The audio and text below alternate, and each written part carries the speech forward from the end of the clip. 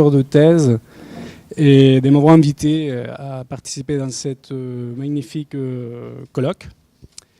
Et vous l'avez déjà noté, j'ai un petit accent. Je suis chilien, anthropologue, et venu en France en métropolitaine en 2009 pour faire mes études de Master 2 et qu'après j'ai continué avec le doctorat et, en anthropologie.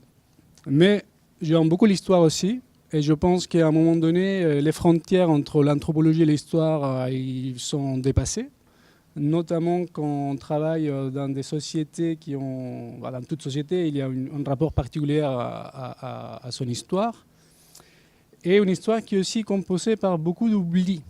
Donc moi, j'essaie aussi de rentrer par ce biais les choses qui ont été oubliées, les choses qui sont aujourd'hui aussi réinterprétées par rapport aux connaissances scientifiques.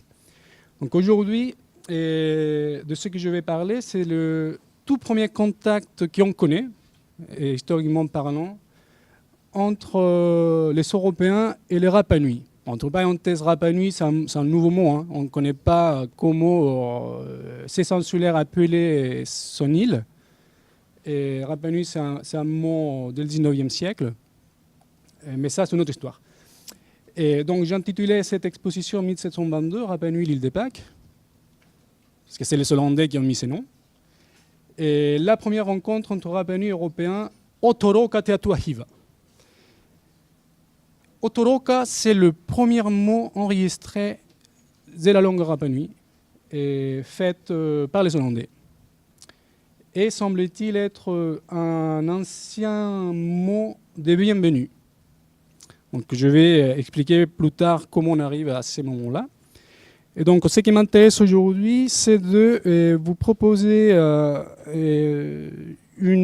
petit voyage entre les différents journaux qu'on connaît sur l'arrivée des Hollandais à Rapa Nui et les séquences d'événements qui ont déclenché finalement une violence mortifère lors du premier débarquement. Et, le deuxième mot que j'ai mis dans mon sous-titre, c'est Atuahiva, qui est en effet le concept que jusqu'aux années 30, les Rapa Nui employaient pour se référer aux étrangers arrivés sur place. Bon, ces mots, ces deux mots, Atuahiva, ça nous renvoie à toute une discussion qui serait bien d'analyser plus en profondeur. Et, parce qu'à la fois, Atua, c'est ces mots polynésiens qui a été souvent traduit par Dieu, mais on sait très bien, et grâce au travail de Valérie Salins et de Serge Tcherkessov, toute la polysémie de ces mots. Et aussi Hiva, que dans différentes langues de la Polynésie orientale veut dire lointain, des terres ou des îles éloignées. Donc ces mots donnés aux premiers Européens va regrouper ce concept de Atua plus Hiva, c'est-à-dire quelque chose de l'ordre de divin. On va parler des divinités, mais on va dire de l'ordre de divin, venu d'ailleurs, et venu de très loin. 1722, c'est important parce qu'on est quand même... c'est un contact assez... comment dire ? On est début du XVIIIe siècle. Et on devra attendre plus de 50 ans pour avoir à nouveau des récits sur le premier contact européen-polynésien. Donc c'est une date ancienne, si on veut dire, de ce type de rapport. Et c'est à ce moment-là que cette terre polynésienne va être appelée l'île des Pâques. Donc, petite parenthèse, l'État chilien vient de changer le nom et aujourd'hui s'appelle Rapa Nui de façon légale. Donc, je passe. Donc, les Hollandais sont ceux qui ont inscrit dans les cartes européennes donc, cette île, en l'appelant l'île des Pâques, pour sa vue. Ils l'ont vu le dimanche de Pâques. L'explication. Et sur la carte, nous voyons le trajet de cette flotte hollandaise. Et, qui sera la même aussi que, si je ne me trompe pas, va inscrire sur la carte Samoa. Donc 3 bateaux, le Tienhoven, Aden et l'African Galley. L'African Galley, c'est ces bateaux qui vont faire naufrage à Takapoto et sous les Tuamotu.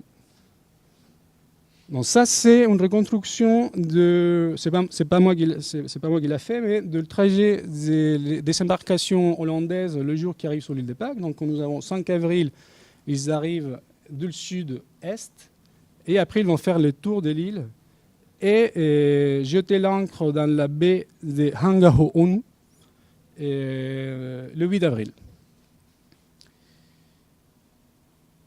Petite note sur les journaux. C'est intéressant parce que cette expédition qui a été financée par la Compagnie des Indes, et tous les 2 bateaux qui vont arriver à Batavia, finalement, ils vont être, tout l'équipage va être mis en prison par des problèmes des droits exclusifs d'exploitation de certaines régions. Donc on ne connaît pas vraiment, jusqu'à très tardivement, tous les récits sur ces premiers contacts. On a le premier récit qui arrive à être publié en hollandais, c'est en 1728, donc c'est assez pas très tard après le premier contact, mais c'est un matelot qui reste anonyme. On ne connaît pas son identité. Et c'est le premier récit que nous avons de ces premiers contacts. Et après, nous avons publié en 1939 en français le récit de Balens, et le capitaine d'un des bateaux. Et on devait attendre jusqu'à même le XXe siècle pour avoir différentes versions des autres capitaines du bateau. Donc aujourd'hui, on connaît en fait 4 journaux qui racontent plus ou moins les mêmes séquences d'événements. C'est ça qui est intéressant. Mais avec, bien évidemment, des petites variations à niveau de détail. Donc, je voudrais maintenant faire un petit résumé sur ces séquences d'événements, des événements racontés dans les 4 différents journaux, mais on le trouve dans les 4 récits, en fait, qui fait en quelque sorte les points de consensus de ces premiers contacts. Avant ça, petite note sur l'image que nous avons, sur ces 2 images qui sont publiées dans le premier récit, donc le hollandais del matelot anonyme. Ce qui m'intéresse de cette image particulièrement, c'est que c'est la première image sur l'île de Pâques qui va circuler en Europe. Et donc, nous voyons là que ce n'est pas du tout l'image qu'aujourd'hui nous avons sur l'île de Pâques, donc les grandes statues en pierre. On la voit là toute petite, avec une forme qui n'est pas du tout la forme réelle. Mais ce qui va toucher, semblerait-il, cette matelot hollandais, c'est justement le jour du débarquement et la violence qui s'est générée à ce moment-là. Donc une grosse massacre des insulaires qui, semblerait-il, résistent le débarquement. Et une autre image, ça c'est pas l'île de Pâques, mais ça montre un autre débarquement des Hollandais. Donc nous voyons les insulaires qui jettent des pierres sur le membre de l'équipage. Donc, à retenir, cette première image qui circule en Europe sur l'île de Pâques, ce n'est pas les Moai, ce n'est pas les statues, ce n'est pas les Vahinés, c'est le massacre. Alors, qu'est-ce qui se passe dans cette rencontre, si on peut l'appeler comme ça? Et je peux identifier 4 moments et des différentes manières de contact. Donc, tout premier, c'est un contact en mer. Et ça, c'est important parce que les Hollandais, ils vont les citer à débarquer. Mais il y a un tout premier contact en mer d'un homme qui s'approche de le Aden et qui va monter. Donc là, il y a des nuances aussi dans les journaux parce qu'il y a un qui dit qu'il monte, c'était sa volonté de monter, et un autre qui va dire non, on l'a pris en force, il a monté en force. Donc là, il y a toujours des des nuances assez importantes dans chaque récit. Par le fait que cet insulaire il était tout nu, les Hollandais ils vont lui offrir un morceau d'une vieille toile de voile pour l'habiller. Et quand il se trouve sous le pont du bateau, ce qu'il va faire, il va mesurer le bateau, le pont. Il va mesurer le pont, il va manipuler les cordes, il va essayer aussi de monter le mât, et il va prononcer ces mots Odoroga. Les Hollandais ils vont écrire Odoroga, mais aujourd'hui on sait que c'est Otoroka, en regardant l'île et en élevant les bras. Donc c'est un petit geste qu'il faudrait analyser davantage. Deuxième moment de cette rencontre, c'est le lendemain, quand une sorte de délégation des hommes et des femmes vont venir monter sur le bateau. Et la chose qui va interpeller les Hollandais, et notamment Barents, c'est que parmi ces gens, il y a quelqu'un qui est complètement blanc, qui a la peau blanche, et qui a des grandes extensions dans les oreilles, décorées avec quelques tatouages, et qui avait l'air très dévot. Et Barents, il va dire, je crois que c'est un de ses prêtres. Donc cet élément-là peut nous indiquer qu'en effet cette délégation était composée par l'élite locale et qui va monter sur le bateau. À ce moment-là, se produisent des échanges qui sont précisés dans certains journaux. Donc, par exemple, les insulaires ils vont donner des poulets, des bananes, des niams, des cannes à sucre, et les Hollandais vont donner de leur côté des petits miroirs, des clous, des tissus. Ce qui me semble intéressant de ce moment de cette séquence, c'est que les Rapa Nui ne sont pas donnés, par exemple, d'odorat, ni de la patate douce, qui sont aussi des composants du régime alimentaire sur place, et que c'était, selon les sources ethnologiques, la nourriture du peuple. Donc encore une fois, aux Hollandais, ils vont leur donner de la nourriture destinée aux chefs. Le troisième moment, c'est donc le débarquement qui va déclencher une massacre. Ça se passe le 10 avril. Ok, je me dépêche. Et les Hollandais, les 4 journaux vont coïncider à ce moment, dans ce moment de le récit. Ils vont préparer ce débarquement avec 130 matelots, tous armés, et ils disent bien armés, et avec un petit bateau qui va rester sur la côte avec un canon, au cas où. Et les Hollandais, ils précisent qu'une foule de gens, ils vont les entourer, qui vont toucher les armes, qui vont essayer de voler leur chapeau, et que tout d'un coup, sans aucune ordre des commandements, des capitaines, quelqu'un tire, et ça s'est produit.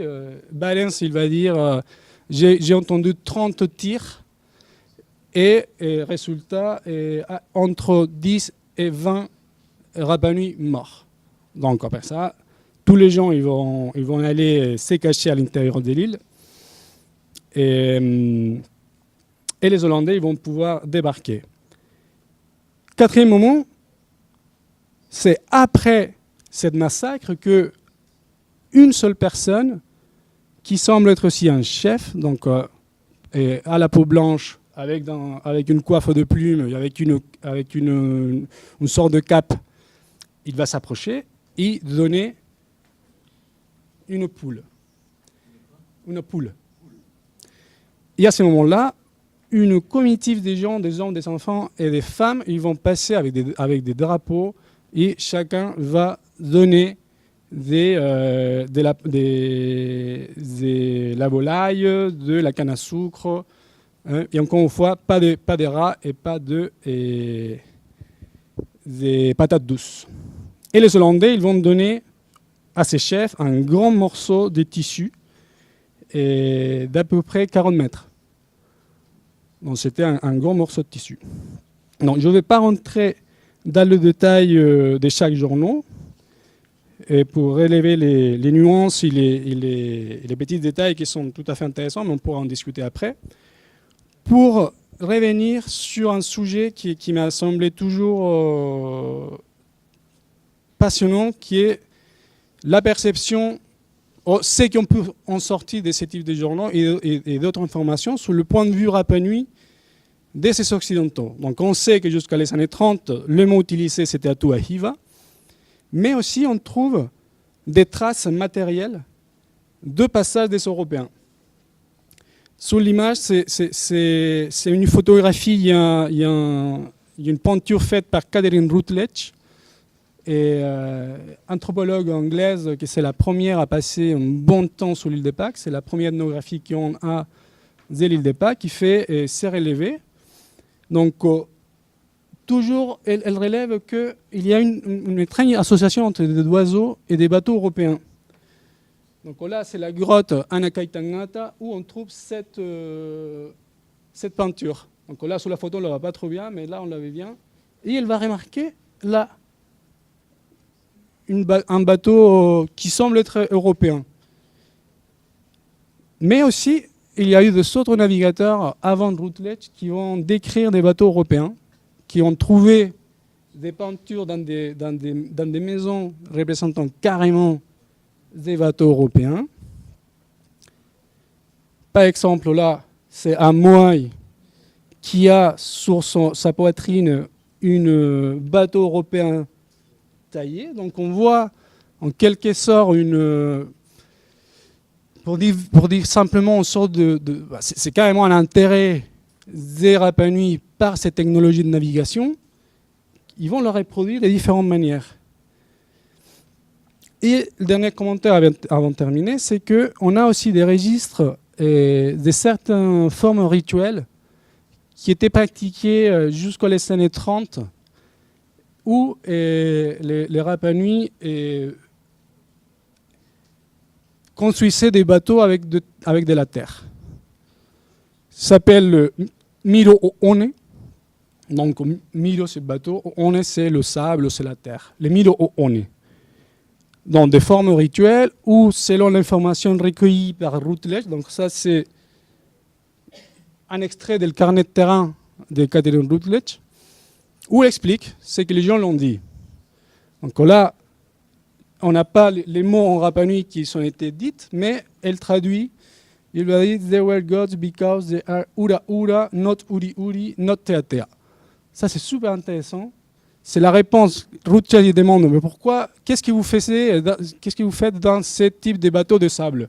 Et le Rapa Nui répond, ah, c'était pour honorer les dieux qui sont venus de loin. Routledge, il va demander, mais pourquoi vous dites qu'ils sont des dieux? Et la réponse était, parce qu'ils s'étaient ura ura. No uri uri, no tea tea. C'est-à-dire, ils étaient rouges, ils n'étaient pas blancs, ni noir. Et donc là, c'est un des informateurs de Routledge. Nous sommes en 1914 et il va chanter cette chanson, c'est un chant.